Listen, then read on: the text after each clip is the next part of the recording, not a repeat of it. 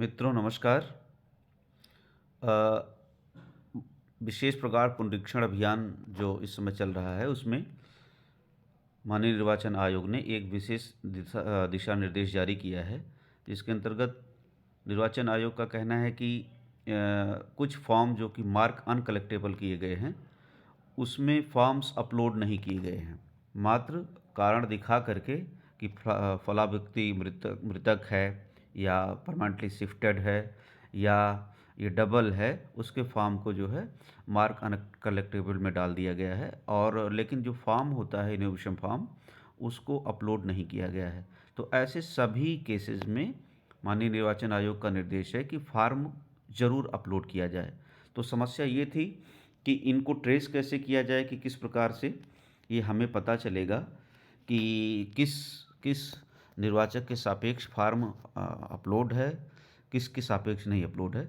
तो इस समस्या का भी निदान माननीय आयोग द्वारा कर दिया गया है। और अब स्पेशल इंटेंसिव रिवीजन का जो टैब है उसके अंतर जाने पर जैसे ही आप स्पेशल लैंग्वेज सेलेक्ट करते हैं, सबमिट करते हैं, तो आपको एक डैशबोर्ड पूरा खुल जाता है, जिसमें 1 2 3 4 5 6 7 8 9 टैब आपको दिख रहे हैं। उसमें से आप देखेंगे तो 7वां जो टैब है उसमें लिखा है अपलोड ईएफ फॉर अनकलेक्टेड ईएफ्स। मतलब कि जो ऐसे अनकलेक्टेड ईएफ जो आपने मार्क किए हैं और उसमें आपके द्वारा अपलोड नहीं किया गया, तो उनकी सारी की सारी की सूची इस वाले टैब पर जाकर खुल जाती है। तो आप क्या करेंगे, इस टैब पे जाएंगे, आप देखेंगे ये जो संख्या नीचे दी गई है इसमें डॉक्यूमेंट्स अपलोड नहीं हैं।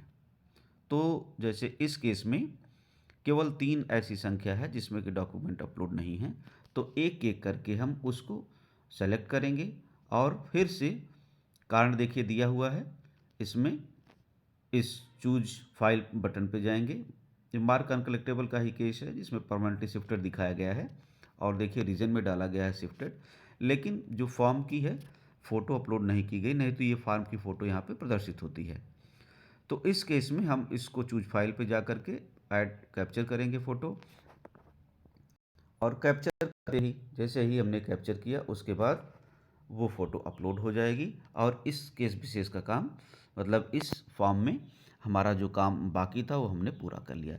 फिर हम दूसरे वाले केस पे जाएंगे। जैसे दूसरा केस ये है, इसमें फिर से हम वही प्रक्रिया अपनाएंगे। मैरिड है तो उसके संदर्भ में ईएफ अपलोड करेंगे। फिर यही प्रक्रिया अपनाते हुए हमें अपने ऐसे सभी मार्क अनकलेक्टेबल निर्वाचकों के केस में ईएफ को प्रॉपर जो ईएफ हमने भरा है, भरा मतलब उसमें रीजन दिया गया है कि हाँ लड़की है तो शादी हो गई है, कोई अन्य व्यक्ति है मृतक हो गया, कोई है कि परमानेंटली शिफ्टेड हो गया, उस पे उसके बाद बीएलओ द्वारा हस्ताक्षर किया गया हो किसी एक सदस्य का हस्ताक्षर हो उस घर के, अगर नहीं कोई मिल पा रहा तो कम से कम अगल बगल के किसी व्यक्ति का हस्ताक्षर हो। तो ऐसे फील्ड ईएफ फॉर्म को हम इस प्रक्रिया में जा कर के अपलोड कर देंगे। मतलब हमारे पास एक सूची एकदम स्पष्ट खुल गई है। इस टैब में अपलोड ईएफ फॉर अनकलेक्टेड ईएफ्स, इसमें जा कर के जैसे ही आप देखेंगे तो स्क्रॉल करके देख लेंगे, सारी की सारी सूची खुली है जिसमें हमने अपलोड नहीं किया है। और इस प्रक्रिया का पालन करते हुए अपना करके हम अपना वो पूरा कर लेंगे। धन्यवाद साथियों।